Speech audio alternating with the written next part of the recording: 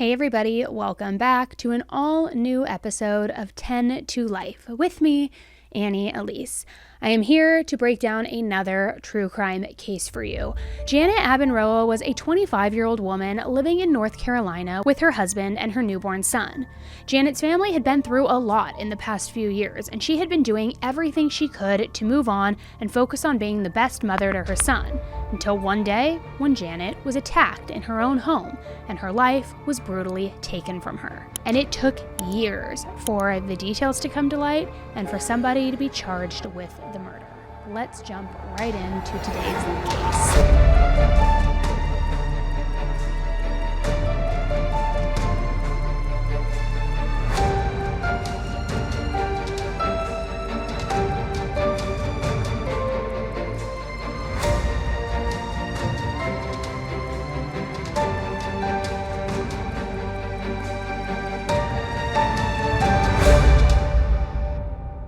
Recently, I learned something that I ignorantly never knew was a thing, and that is the importance of gut health. You see, our gut health is connected to our brain, and it controls everything, our energy, our mood, all of it.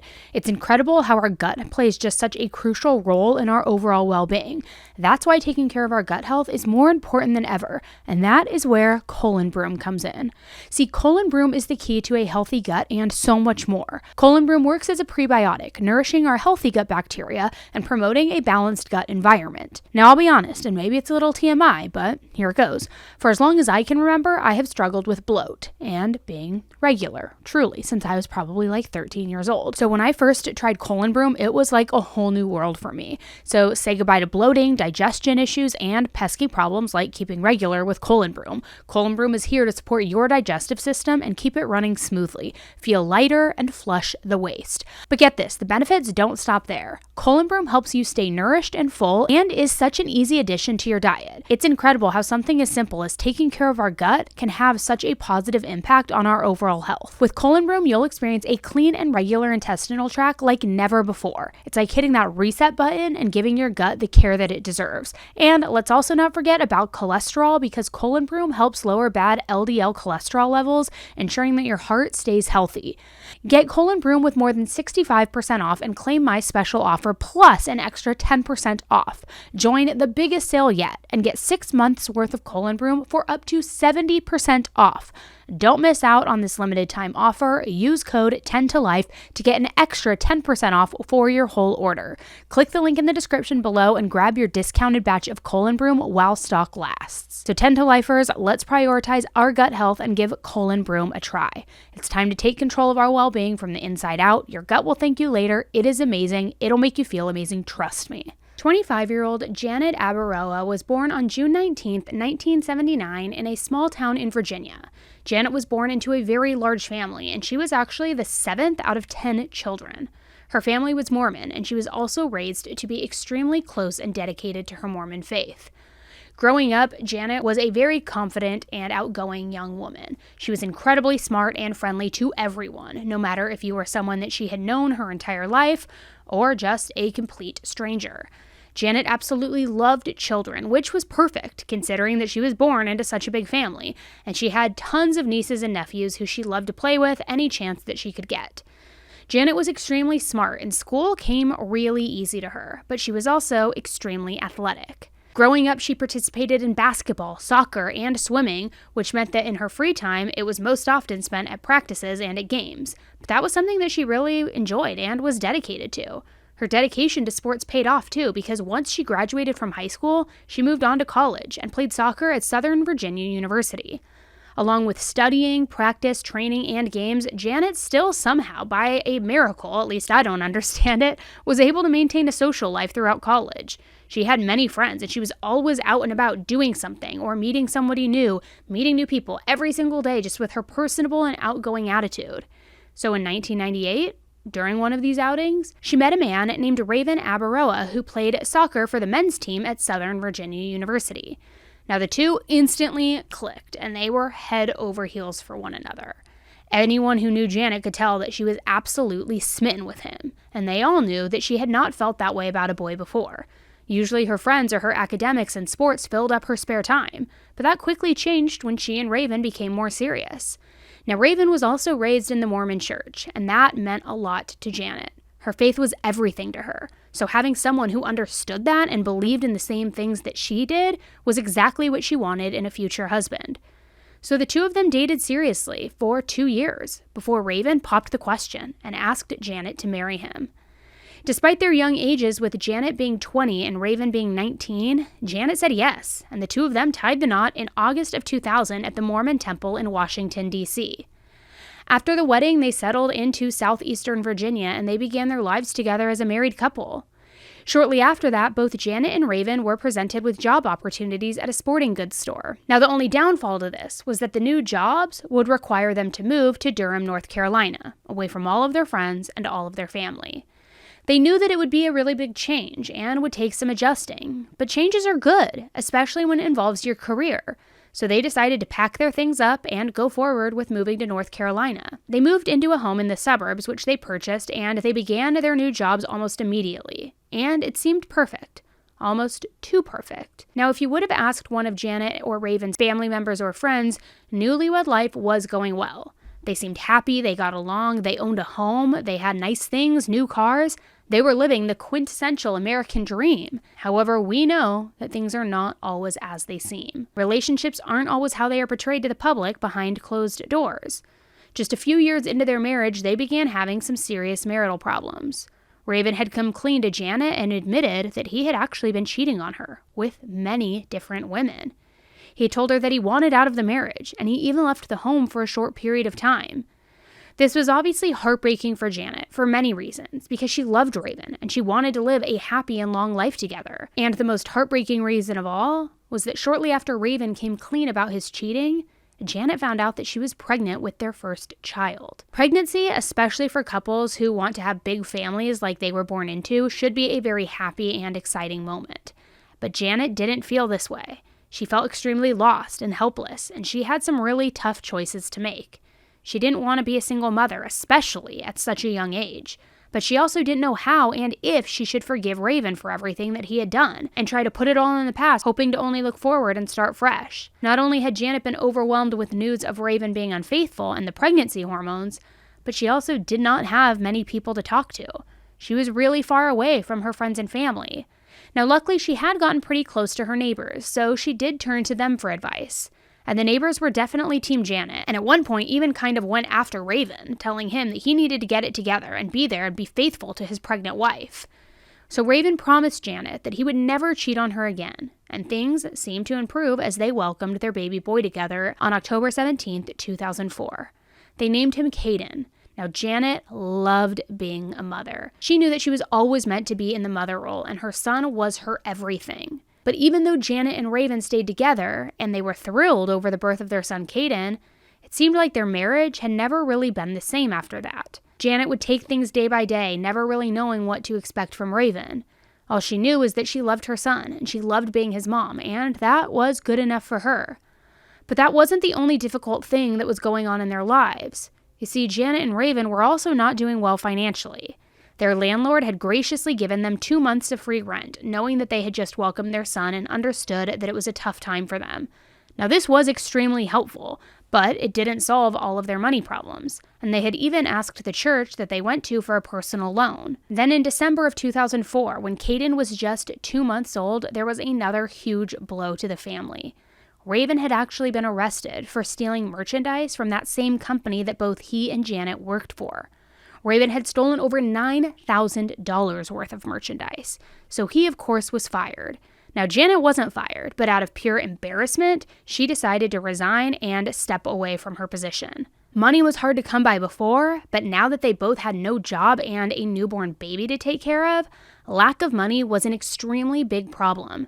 And Raven was also facing criminal charges for stealing. Eventually, Raven managed to escape jail time and was sentenced with only 2 years probation in order to pay back the thousands that he had stolen. But again, for a family that was already financially down bad, that seemed nearly impossible.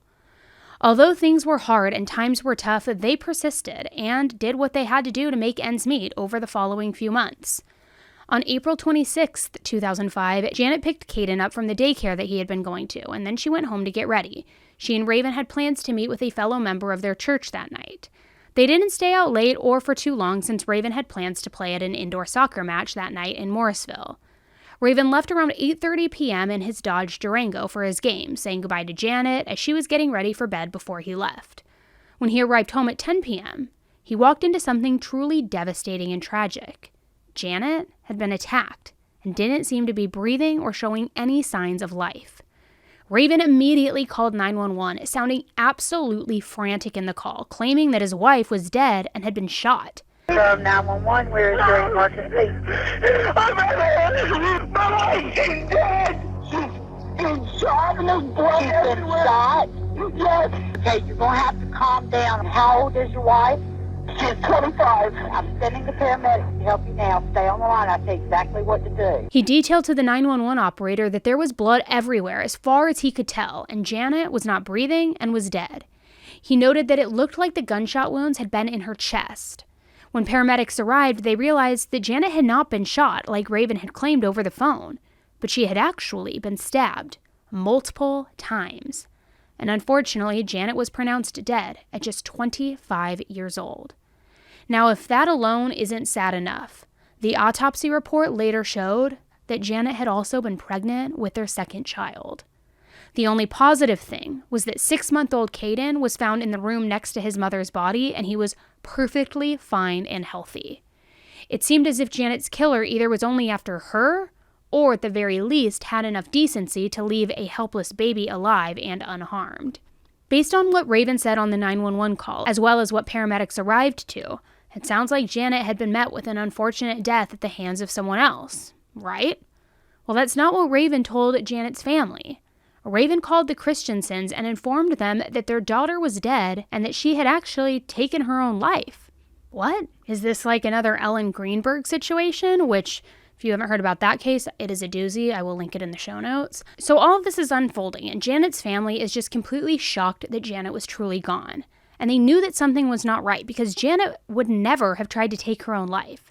Sure, she had faced a lot in the past year, but she loved her son more than anything in the world, and she would never have left him willingly. And it was very clear to investigators that this was a homicide that they were working on, not an attempt on her own life. Upon searching the home, there were a few key things that the detectives noticed right off the bat. There was what looked to be a bloody footprint, as well as a bloody fingerprint.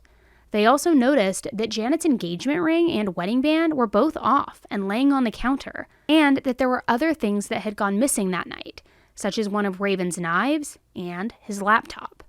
Another thing detectives noticed was that there was not a single sign of forced entry. Now, there had been a minor problem in the area with break-ins and people stealing things, but no windows were broken, and none of the doors had any signs of forced entry. And not only that, but why wouldn't Janet's rings and other items of value besides the computer be taken? Make it make sense.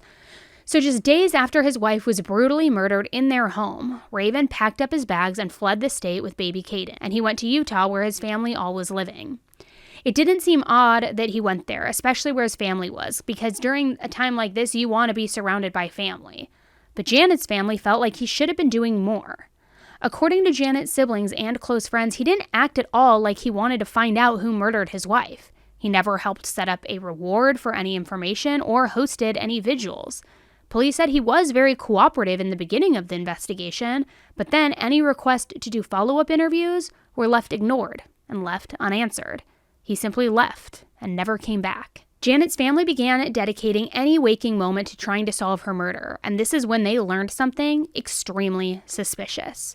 Janet's sister found out that shortly after Janet had gotten pregnant with Caden, Raven had actually taken out a $500,000 life insurance policy out on Janet, and he had called to cash in the check before Janet was even buried. Janet's family was suspicious of Raven's involvement from the moment they knew she had passed away, but this information was just more fuel to their fire. On top of finding out that Raven had cashed in a life insurance policy check as soon as he could before leaving the state, they also found out that the Raven they knew, the Raven that they handed their daughter over to and was the father of their beloved grandson, wasn't really even who he told them he was. When Raven first met Janet and her family, he had painted this picture of being a devoted Mormon man who had even gone on a missionary trip to Peru. But after Janet died, they learned that Raven had never even had a passport, let alone gone on an entire mission trip. Now, I understand talking yourself up to your girlfriend's family a bit to give yourself some brownie points here and there, but this took things to a whole new level. The Raven they had known was a complete lie from the very beginning. Raven was certainly not ruled out as a person of interest, but nothing was specifically tying him to his wife's murder. So after he moved to Salt Lake City, Utah with their son, Raven just moved on and continued to live his life. While in Utah, he met a woman named Vanessa Pond, who was also a single parent, whose daughter was in the same daycare program that Raven had Caden enrolled in. Now, in the beginning, Vanessa had seen Raven a few times at the school pickups, and Raven would smile at her or try to start up a conversation. She had not been in the dating scene and wasn't trying to get into a relationship because she just wanted to focus on her child and focus on motherhood. But Raven was persistent, and he knew how to charm people. So he convinced Vanessa to let him take her out on a date, to which she finally agreed to. I've been a single mom for 5 years. I know what it takes to raise a child. I thought, maybe I'll give him a chance because, he could be a fantastic father, fantastic husband. He might be. I finally fell for the nice guy is what I thought. Initially, Vanessa felt like Raven was very caring, very honest, upfront, and genuine. When the two first met and started dating, he had told her that his wife died, and she felt extremely sorry for him and Caden. For her, it was pretty admirable that he was moving forward from such a big loss at such a young age, and doing that with a toddler, being a single dad at that. And just like Janet, she also loved the fact that he was Mormon, because they could share similar beliefs and morals. Already having a mutual understanding of your partner's beliefs can go a long way in new relationships. So after their initial date, the two of them hit it off pretty quickly, and they decided that they wanted to move in together, and then they got engaged. But all along, Janet's family had been keeping tabs on Raven's moves and whereabouts, because they still were not convinced of his innocence, and the fact that he had done very little to help said a whole lot to them. And when they realized that Raven had moved on and was actually engaged now, they reached out to Vanessa and told her straight up that they were extremely worried about her safety. They said that they were fearful for her, and they wanted her to know exactly what she was getting herself into, since they assumed he had not been truthful with her. And as it turns out, they weren't exactly wrong. Raven had told her that his wife had died, but nothing more. And I think when most people tell you that someone so young died unexpectedly, you probably assume from a car crash, maybe a tragic fire, but most people wouldn't just assume a violent, unsolved stabbing. But apparently she had been okay with not knowing for a while. She didn't want to pry. But eventually, not too far into the relationship, she had done some digging. She wanted to know exactly what had happened to Janet, and when she saw the headlines, she was shocked to her core. So she confronted Raven, and he told her that people were hell-bent on framing him for Janet's death, and that the cops were just horrible and corrupt. He said that he was still in contact constantly with the police, asking for updates and ways that he could help, despite detectives saying the exact opposite. But Vanessa was in love, and she believed Raven. So by the time that Janet's family had reached out to her after their engagement, she felt like she knew everything. She knew Raven's side, and that's the side that she was believing. Which, think about it, if you were in that situation, do you think you would be suspicious and end a relationship that you had just gotten into that was on a serious enough level to move in together and get engaged? Or do you think you would be blinded by love? Sometimes it's hard to tell what you would do until you were in that situation yourself. During the summer of 2008, 3 years into Janet's unsolved death, Raven and Vanessa got married. However, not long after they got married, Vanessa began to have some of the same issues with Raven that Janet did. Raven would completely flip a switch at any given moment, get angry with her, say horrible things, and then would be completely calmed down the next second, asking for forgiveness and being sweet towards her. Within moments, he could switch. He could say the most horrible things. And then moments later, he would apologize. I'm sorry, I was just mad. That's just what I say when I'm mad. That's just what I do. And the verbal toxicity very quickly turned into physical violence. And at one point, he even grabbed her from the door and threw her into the wall, before later gaslighting her and telling her that he hadn't done anything and she had simply tripped. So while Raven was living a volatile life with Vanessa, he was also still trying to clear his name. So he decided to go public on North Carolina Wanted and did an interview regarding Janet's death. During the interview, he claimed that he had absolutely nothing to do with his wife's death, and he just wanted her case looked into further.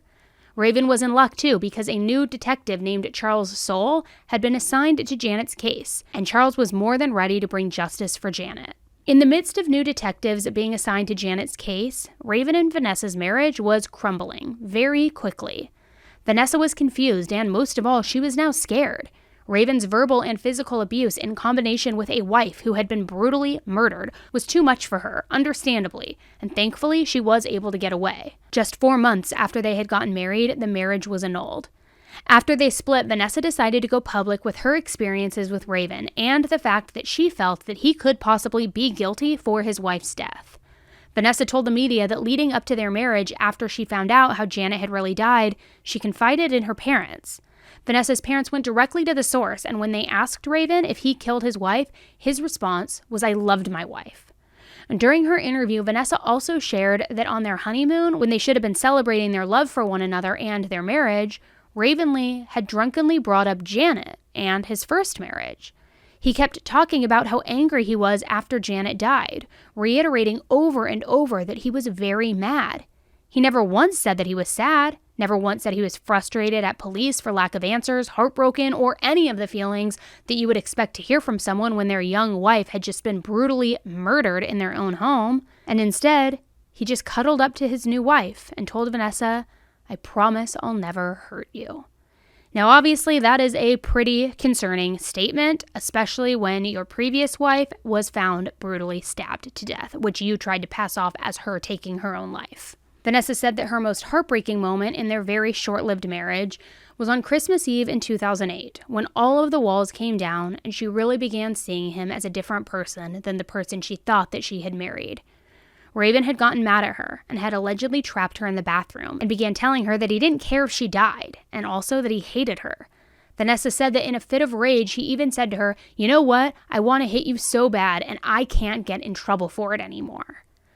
After finally leaving the bathroom, Raven stormed down the stairs, grabbed Caden, and said, "Come on, we have to go. Mommy doesn't want us anymore." It is so heartbreaking to see Vanessa in that interview because you can tell that she really once cared about Raven and thought of Caden as her own. You can see the absolute fear as she recalled the events between them that very easily could have gotten much worse and much more violent than they luckily had. She finished up the interview saying, "I don't want anyone to be in this position ever, and he'll keep going. He's starting to slip, and he's becoming more dangerous." I'm sure going public was a very scary and hard thing for Vanessa to do, but it was extremely commendable, especially commendable that she faced her fears, worried that someone in the future may not get as lucky and be able to live to tell the story like she had. Vanessa going to the public about Raven and talking about how scared she was of him made the new detectives on Janet's case look even deeper into Raven. For years, Raven had told the cops that he went to play soccer and that when he came home, Janet had been dead. His alibi had been a soccer game, and this alibi had been strong enough to keep him out of trouble for many years. Not to mention the fact that the bloody fingerprint in the home had come back as inconclusive, and the bloody footprint was found to not match Raven's. So, how could he possibly be tied to this case? What evidence could they look at that really connected him to the case? And was it enough not only to convince themselves, but an entire judge and jury of his guilt? Detective Soule began going back over Raven's 911 call and his initial interview, which had seemed to be pretty contradictory from the start. During the 911 call, like we mentioned earlier, he told the 911 operator that his wife had been shot when she very clearly had been stabbed. While he thought that that was very suspicious, he knew that it could easily be written off as an easy mistake, and it was not near enough to pin the blame of murder on somebody. Detective Soule was smart, and he was experienced. He knew that people who portray more narcissistic characteristics typically love to talk about themselves. So he decided that he would just go straight to the source and ask Raven if he wanted to have a conversation with him. Let's have a phone conversation, let's talk. So he went into these conversations with the intent of playing the dumb cop role, hoping that if he just seemed clueless and went along with everything that Raven said, he might end up giving away clues without even knowing that he had said it. Detective Soule began to notice from the phone calls that it was fairly obvious that Raven couldn't keep his story straight. Even though most of the time it was more minute details like whether the lights had been on or off, or when he got home if he heard Caden crying or not, they were still inconsistencies nonetheless. And Detective Soul believed that hidden under these smaller inconsistencies could be something major that they had maybe missed before. Another huge inconsistency was that when Raven had been interviewed the night of Janet's death, he told investigators that his laptop and some knives were missing. But he told Detective Soul that he had actually found one of the missing knives that was packed away in his belongings after he moved. He then tried to turn on the charm to Detective Soul, saying that he thought it was a joke, saying, "I can't believe you're investigating my wife's murder and you guys leave a knife at the crime scene." Investigators were extremely confident that they had not overlooked the knife. But Raven stuck to his story so firmly that he even decided to send the knife to the investigators' lab. And the knife was extremely consistent with the markings on Janet's body. But it had been cleaned so thorough over the years, so they had no way of being able to actually say, this is the murder weapon. But all along, Detective Soul had been building an intense profile on Raven. And on February 1st, 2010, Raven was arrested with first-degree murder for the death of Janet. Detective Soul had some things against Raven, but he needed more if he was going to successfully get Raven found guilty in court, so he continued to try and put more of the pieces together. He knew that he was so close to something huge, he just hadn't found it yet. So he decided to go back over some of the crime scene photos just one last time. He began looking at the photos that were taken in the bedroom that Raven and Janet shared, and where Janet was found that night. Looking closer at the photos, he noticed that Janet's contact case was lying on the counter with the top off, leading him to believe that Janet's contacts were probably not in there. Janet's family had said before that if there was one thing that Janet did religiously, it was always take her contacts out before she went to bed. She never forgot, and she never went to sleep with them still in. So, why was this detail so important, you ask? Well, Raven had told the police that when he left for his soccer game, Janet had already been in bed, getting ready to go to sleep. But if contacts were in her eyes, could this be something substantial? Could this be the thing that would begin to crumble Raven's entire story? Could it prove that Janet wasn't trying to go to bed and maybe something else really happened? The medical examiner on Janet's case hadn't specifically noted whether or not there were contact lenses present during her autopsy. But it turns out that contacts are something that gets overlooked generally because most medical examiners don't really look for them unless specifically given reason to. This only left one option: exhuming Janet's body. Janet's family was extremely supportive of it, and they knew that Detective Soul was not playing any games when it came to Janet's case. They had wanted someone for years who would treat this case with enough love and passion like it was someone in their own family, and they were finally getting it with this new detective. So on July 2010, Janet's body was exhumed. After looking at Janet, small fragments were found in her eyes, which was what they thought were possibly her contacts. Investigators knew they needed to tread lightly with this evidence since it could end up being huge, so they had these fragments sent off to be tested. Not only did these fragments take the same shape and form as a traditional contact lens, but there was also still a very clear 1, 2, 3 mark in the lenses that would have been the exact same lenses that Janet wore. Although it was pretty clear that these were in fact Janet's contact lenses, they wanted to make sure they would be 100% able to confidently present not only the evidence, but the scientific evidence that lenses carry from a post-mortem body years later, and make sure that they would even still be present in the body.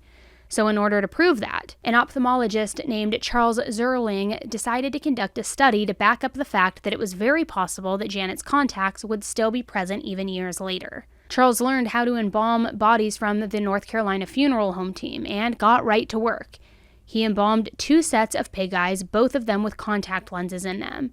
He wrapped them in typical funeral linens and then put them in small caskets and buried them 6 feet under. He retrieved the first set of eyes 6 months after the burial, and the second 1 year after the burial. Both sets had shriveled and discolored exactly like the ones found on Janet's body. Raven's trial began in 2013. Janet's family was confident, but worried a bit since a lot of the evidence they had against Raven was circumstantial. The trial had reignited Janet's case, and her face was all over the news. The courtroom was packed with friends, family, and strangers alike. The prosecution focused heavily on the fact that Raven had been a very controlling husband with violent mood swings and violent tendencies. Janet's best friend testified that Janet had even told her that she feared that Raven had some sort of mental illness causing his mood swings and aggressiveness. She testified that even when Raven had been kind and subdued, she was always just waiting and expecting the moment when he would get mean again, waiting for the other shoe to drop. Her best friend spoke to her the day of Janet's murder, and she broke down into tears recalling that last conversation that the two of them had. She had felt in her heart that something was wrong, and she asked her over and over again 3 times if everything was okay, if Raven was being nice to her. Each time, Janet ignored her friend's questions, redirecting the conversation back to Caden. Due to the lack of a lot of physical evidence, the prosecution knew that their best bet was to show his true character and the way that he acted.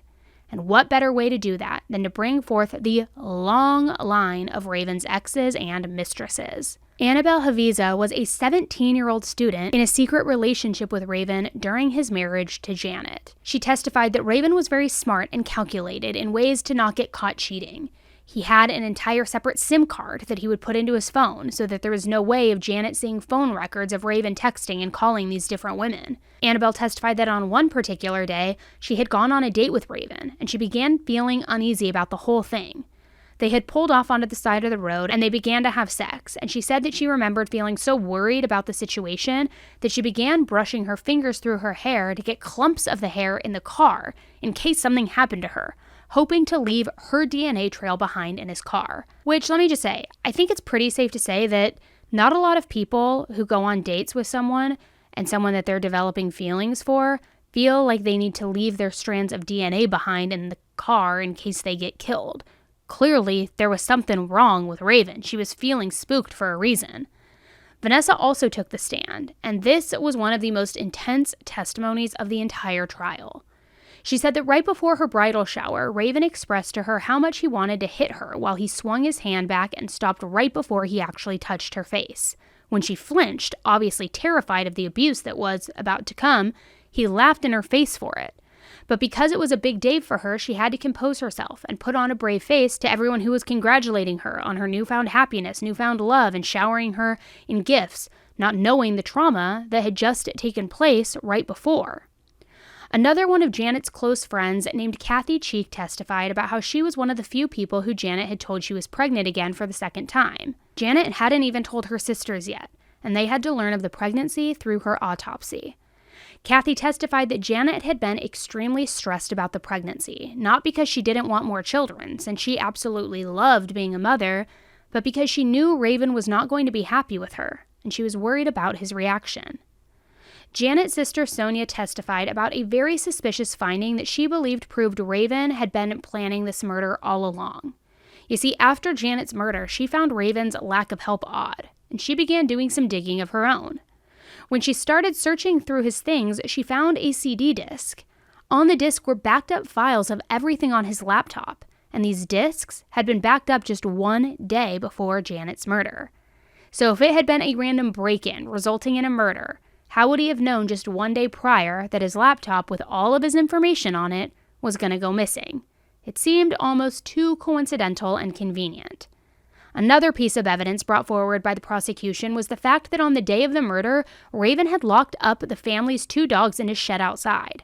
The dogs were inside dogs, and they were crate trained. Their crates were typically kept under a table in the kitchen, but on that specific day, they were moved outside.